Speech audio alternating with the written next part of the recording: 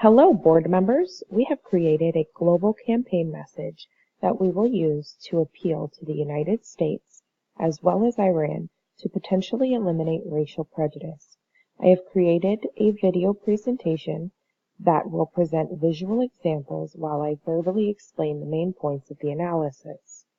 This video presentation discusses visual communication elements, or in this case, our flyer, that has been created to target both us U.S. viewers as well as viewers in Iran.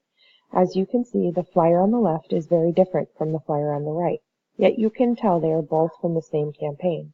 I have utilized outline of the United States of America as the basis of the American flyer, and I have utilized an outline of Iran as the basis of the Iranian flyer. I was sure to use thin lines rather than bold lines to give an impression of delicacy and gentleness. Also note that the actual logo for the campaign is different in color scheme for both flyers. For the American flyer, I have used the American logo, which was created specifically with red and blue due to the colors in our American flag. As Americans, we can immediately relate the red and blue as American. As for the Iranian logo, you see that I have used green, red, and yellow.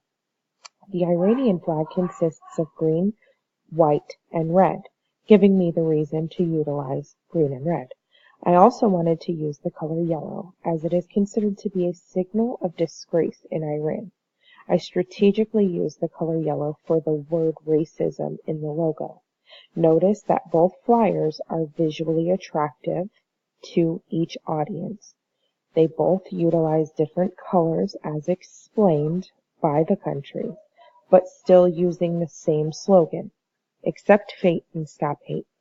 The slogan being universal by using a heart with fate, as well as the international prohibition sign, also known as the no symbol, with the word hate.